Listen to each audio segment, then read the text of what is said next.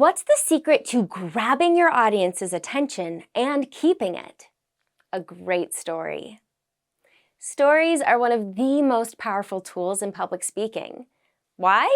Because they connect with people on an emotional level and make your message more relatable and memorable.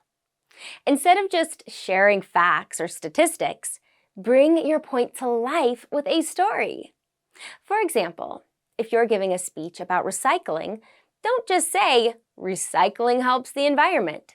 Instead, share a story about someone who started a recycling program at their school and made a big impact in their community. A strong story has a clear beginning, middle, and end. Start with a setting, introduce a challenge, and finish with a resolution that supports your message.